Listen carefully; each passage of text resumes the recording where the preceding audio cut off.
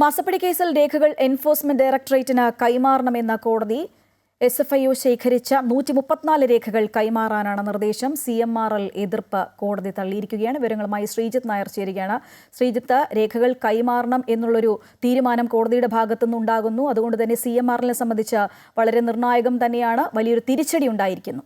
ശ്രീജ, അതുതന്നെയാണ് CMRLനും ഒപ്പം വീണ വിജയനും ഒരു തിരിച്ചടിയായി മാറിയിരിക്കുകയാണ്. കാരണം കോടതി സാമ്പത്തിക കുറ്റകൃത്യങ്ങൾ പരിഗണിക്കുന്ന പ്രത്യേക കോടതിയാണ് EDയുടെ ആവശ്യം അംഗീകരിച്ചിരിക്കുന്നത്. ഇത് ഹൈക്കോടതി വിധിയുടെ ഒരു ചൂടുപിടിച്ചുള്ളൊരു കാര്യം തന്നെയാണ് കോടതി ചെയ്തിരിക്കുന്നത്. കാരണം നേരത്തെ ഡിവിഷൻ ബെഞ്ച് നമുക്കറിയാവുന്ന പോലെ ED അന്വേഷണം തുടരുന്ന കാര്യത്തിൽ EDക്ക് അനുകൂലമായൊരു നിലപാടെടുത്തിരുന്നു. അപ്പോൾ SFIO അന്വേഷിച്ച സുപ്രധാന രേഖകൾ, ഈ കരാറുമായി ബന്ധപ്പെട്ട മുഴുവൻ രേഖകളും, അതായത് കൃത്യമായി പറഞ്ഞാൽ 54 ഭാഗങ്ങളായുള്ള 134 രേഖകൾ, ആ വിശദമായ രേഖകൾ വേണമെന്നുള്ള ആവശ്യമാണ് കോടതിക്ക് മുമ്പാകെ ED വെച്ചത്. മറ്റൊരു അന്വേഷണ ഏജൻസി ആയത് കാരണം ഈ രേഖകൾ നൽകരുത് എന്നൊരാവശ്യം CMRL കോടതിയെ അറിയിച്ചിരുന്നു. തുടർന്ന് രാവിലെ രണ്ട് കൂട്ടരുടെയും വാദം കേട്ട കോടതി അല്പസമയം മുമ്പ് EDയുടെ ആവശ്യത്തെ അംഗീകരിച്ചുകൊണ്ട് ഈ കോടതി രേഖകളെല്ലാം വിട്ടുകൊടുക്കാൻ ഇപ്പോൾ ആവശ്യപ്പെട്ടിരിക്കുകയാണ്. എന്തായാലും SFIOയ്ക്ക് ഇക്കാര്യത്തിൽ എതിർപ്പ് ഒന്നുമില്ല. അതുകൊണ്ട് തന്നെ EDക്ക് SFIOയുടെ ചൂട് പിടിച്ച് തന്നെ ഈ അന്വേഷണം തുടരാൻ കഴിയുമെന്നുള്ളതാണ് ഇതിന്റെ ഏറ്റവും പ്രധാനപ്പെട്ട കാര്യം. മാത്രമല്ല, കഴിഞ്ഞ ദിവസങ്ങളിൽ നടന്ന റെയ്ഡ് ഇതുമായി ബന്ധപ്പെട്ട അന്വേഷണത്തിന്റെ അടിസ്ഥാനത്തിൽ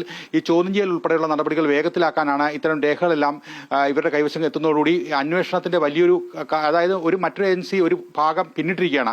ആ രേഖകളെല്ലാം തന്നെ EDക്ക് ലഭിക്കുന്നതോടെ EDയുടെ അന്വേഷണം വേഗത്തിലാക്കാനും ചോദ്യം ചെയ്യലിലേക്ക് കടക്കാനുള്ള സാധ്യതയും ഇതോടുകൂടി കൂടുതൽ തെളിഞ്ഞിരിക്കുകയാണ്. ഇത് സ്വാഭാവികമായും CMRLനെയും ഒപ്പം വീണ വിജയനും കൂടുതൽ പ്രതിരോധം സൃഷ്ടിക്കുക തന്നെ ചെയ്യും.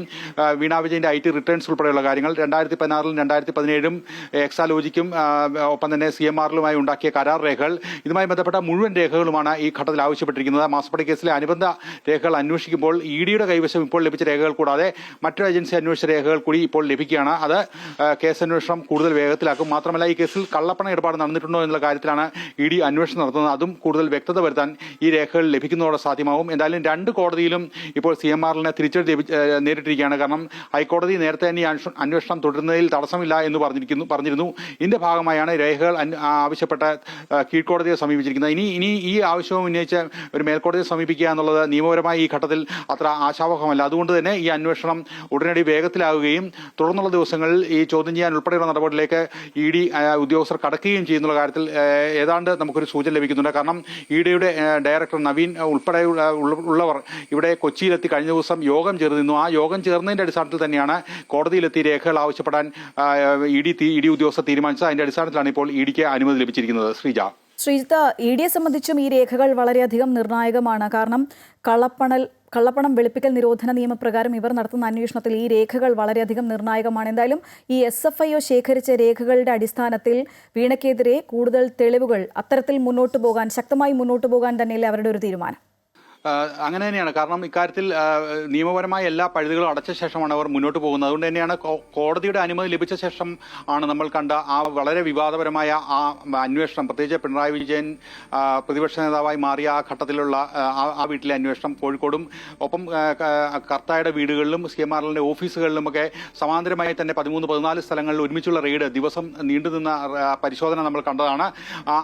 ആ ഒരു അന്വേഷണത്തിന്റെ അത് ഹൈക്കോടതിയിൽ നിന്ന് അവർക്ക് അനുമതി കിട്ടിയതിന്റെ തൊട്ട് പിന്നാലെ അവർ ആ അന്വേഷണം തുടങ്ങിയിരുന്നു. അതിന്റെ തൊട്ട് പിന്നാലെ തന്നെ ED ഉദ്യോഗസ്ഥർക്കെതിരെ അക്രമം ഉണ്ടായതും വലിയ രീതിയിൽ ചർച്ചയായിരുന്നു.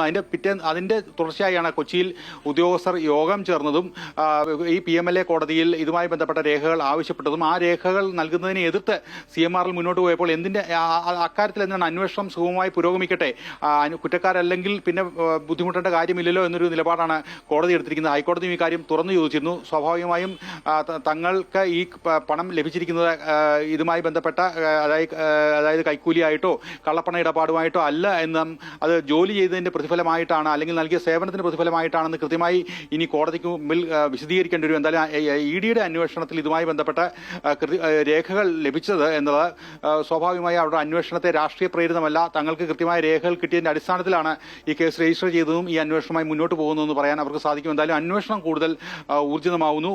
പ്രത്യേകിച്ച് ഭരണം നഷ്ടപ്പെട്ടിരിക്കുന്ന സമയത്ത് CPM വിജയനെ സംബന്ധിച്ചിടത്തോളം രാഷ്ട്രീയപരമായ ഒരു തിരിച്ചടിയായി കൂടി ഇത് വ്യാഖ്യാനിക്കപ്പെടും. പ്രത്യേകിച്ച് കേസിന് നിലവിൽ പിണറായി വിജയനുമായി ബന്ധമില്ലെങ്കിലും വീണ വിജയൻ കൊടുത്തിരിക്കുന്ന അഡ്രസ് ഉൾപ്പെടെയുള്ളത് AKG സെന്ററുമായി ബന്ധപ്പെട്ട അഡ്രസ് ഉൾപ്പെടെയാണ് കൊടുത്തിരിക്കുന്നത്. മാത്രമല്ല കഴിഞ്ഞ ദിവസങ്ങളിൽ പ്രതിപക്ഷ നേതാവിനെ ചോദ്യം ചെയ്യുന്നു എന്നുള്ള രീതിയിലേക്ക് ആ വാർത്തകൾ വന്നതോടെ CPM നേതാക്കൾ ഉൾപ്പെടെ വീണ വിജയന്റെ കേസിൽ പ്രതിരോധത്തിന് മുന്നിട്ടിറങ്ങുന്ന കാഴ്ചയും കണ്ടു. സത്യത്തിൽ വീണ വിജയനെതിരെയാണ് നിലവിൽ കേസ് വന്നിരിക്കുന്നത്. വീണ വിജയൻ പ്രതിപക്ഷ നേതാവിന്റെ വീട്ടിൽ താമസിക്കുന്നതുകൊണ്ട് ആ വീട് പരിശോധിച്ചു എന്നുള്ളത് മാത്രമാണെങ്കിൽ പോലും കേസ് ഈ വീണ വിജയനെതിരെയുള്ള കേസ് CPM അവരുടെ സ്വന്തം നിലയ്ക്ക് ഏറ്റെടുത്തിരിക്കുന്നതോടുകൂടി ഈ കേസുമായി ബന്ധപ്പെട്ട നടപടികൾ സ്വാഭാവികമായും CPM-നെയും പ്രതികൂട്ടിലാക്കും. എന്തായാലും വരും ദിവസങ്ങളിൽ ED ഈ കേസുമായി വളരെ സജീവമായി മുന്നോട്ട് പോകാനുള്ള ഒരുക്കത്തിലാണെന്നുള്ളതാണ് ഈ ഒരു നടപടിയിൽ നിന്ന് നമുക്ക് വ്യക്തമാകുന്നത്. ശ്രീജ.